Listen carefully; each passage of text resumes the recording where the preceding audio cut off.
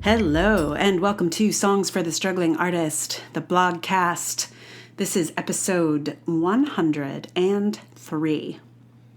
And I have been recording my other podcast a bunch this week because I am on a little self-created writer's retreat, which also is a podcasting retreat because the other project is the book for young people that I'm working on. So I was able to spend some time just diving into that, and because of that, it also was like, well, why don't I go ahead and record the podcast too?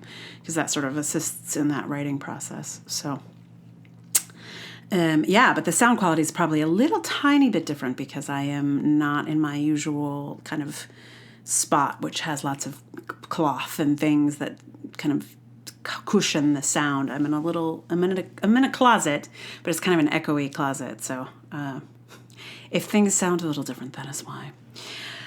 So today's blog is, I'm trying to think of what inspired this. It's about cafe culture.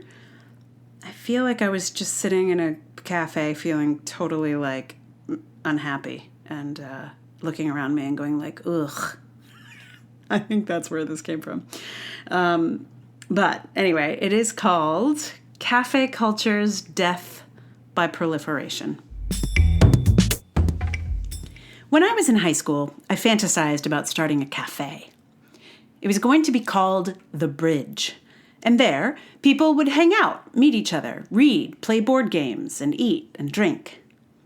I was particularly keen on finding some Vietnamese lemonade that I'd had a few months before and putting that on the menu. This was the late 80s, early 90s, so Starbucks hadn't made its way to my neck of the woods yet, and coffee shops weren't really a thing where I lived. I really wanted them to be a thing, though. Not so much for the coffee, as I was not yet a coffee drinker, but for the relationships and the art.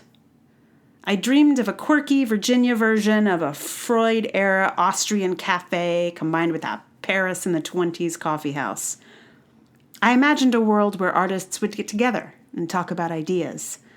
I pictured 20th century flaneurs sharing their stories with painters and writers and philosophers alike. I don't know that any such thing ever existed in the way that I imagined it. The cafe in Don Powell's Wicked Pavilion has some of the qualities I imagined, combined with some of the realities of actual artistic life. She absolutely nails how artists are usually the ones talking about money and the business people have the freedom to talk about art. Anyway, I grew up. I developed a love of coffee. I picked up a habit/practice of writing in cafes, and I've been doing it for over 20 years. To my delight, there has been an explosion of coffee shops and cafes since I dreamed of inventing one. I am usually spoiled for choice everywhere I go. But the cafe culture that I imagined all those years ago seems to be dead. Now, when I go to cafes, everyone is on their laptops or having business meetings. It feels like visiting an open plan office rather than hanging out in a cultural hotbed. It used to feel a little bit romantic to be writing with my pen and paper in a coffee shop. Now I feel like, well, let me describe it this way. When I was in college, a student arrived who wore velvet dresses and played the lute. She went everywhere like that. She was really sweet, and I enjoyed her a lot, but one had the sense that she was a woman a bit out of step with her time. I feel like that lute player in coffee shops now. Except the difference is that I used to be surrounded by other lute players, and slowly but surely all the lute players disappeared and were replaced by baby-faced boys in suits and fancy shirts. Some cafes try to address the loss of their lute players by disallowing laptops, but it only serves to make them seem cranky and dictatorial. I don't know what the answer is. I'm very sad that there are so few places that are actually cool anymore. Almost every place I go is just lame. Not because of the place, really, but just because everyone is there on their computer or on their phone or just generally not present in the place they are. I don't know how I find that cafe I dreamed of as a teen. Maybe I have to start one and implement a dress code of velvet dresses. Lute players only. Someone asked me what happened to the lute player, and I have no idea. I'm very sorry to say I don't remember her name even. We were in a music theory class together, and I have no memory of her name, but I have a very clear memory of sitting on a sofa in the music classroom, which was like, I don't know why there was a sofa in the classroom now that I think about it. But anyway, we sat on a sofa there for our class. It was a very small class, and we sat on a sofa. And I think her name begins with a C. Anyway, I hope she's doing well and still playing the lute, by God, in that velvet dress. Funny, this post got, like, there's WordPress does this thing where if you're also a blogger, you sort of have an ability to like the post within WordPress. And, I don't get a lot of those likes from other bloggers, but this post got a lot. I don't know what a lot, but like a lot more than usual. Like usually it's like 1, maybe 2. There were 5 on this one. So I'm guessing there's some lute players among the blogging community, metaphorically speaking. That is, I don't think many people actually play the lute anymore. And if you know a cafe that is not lame, especially in New York City where I live, please tell me about it, because everywhere is lame. Like literally everywhere is lame. I mean, they're all fine. I can do the job there, but Anyway. So what can I tell you? What I'm going to put here, a song I'm going to put is another lullaby. This one is a Spanish lullaby, and I've recorded now 2. I have a possible third on the horizon, but I'm hesitating about it.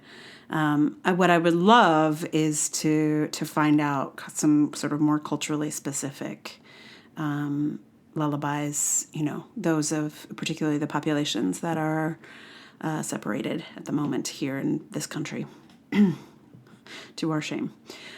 So any songs from Guatemala, Honduras, Ecuador, I think those are some of the countries that are represented, but also a lot of indigenous languages would be represented, and I have no idea how to even go about searching for such lullabies. I think, from what I understand, Spanish lullabies are called canciones de cuna. And they mostly travel, they're with like some lyric changes between cultures, but I'm sure there are actually, culturally specific lullabies that I just don't know about yet. So if you know some, please share them with me. And the translation for my lullaby is in progress. So we will. I'm excited. My friend in Uruguay is working on that, so that's exciting. Anyway, so this lullaby is called A la Nanita, Nana, and it is. I love it. I think it's so gorgeous. It's got a kind of an interesting origin story that I don't know all of, so I'm not going to tell it to you. But if you're interested in it, look it up, because it's kind of had a funny journey, and it doesn't sound like your average lullaby for sure. And apparently, it's often played at Christmas. It has a kind of a Christmas vibe, apparently. But yeah, it's super fun to sing, and it was actually fairly hard to learn. Like, I got stuck in my head, but there are some tricky bits to it. So I figured I'd put this one here because I could imagine it being played with a lute. No problem. The other Spanish lullaby I recorded is not quite so lute friendly, but this one I think could definitely be played with a lute. So if you're a lute player, let's do it. Let's play it together. Here it is. A la Nanita Nana.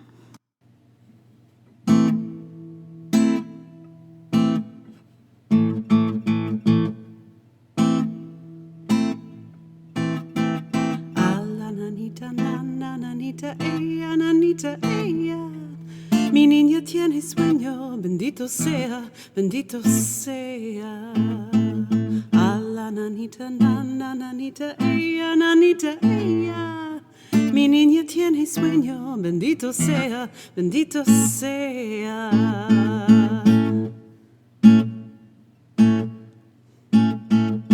Fuentacita que corre, clara y sonora, ruiseñor que en la selva cantando llora, calla mientras la cuna se balancea.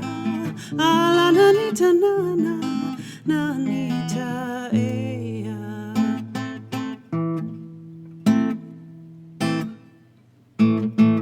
A la nanita, nanita, ella, nanita, ella.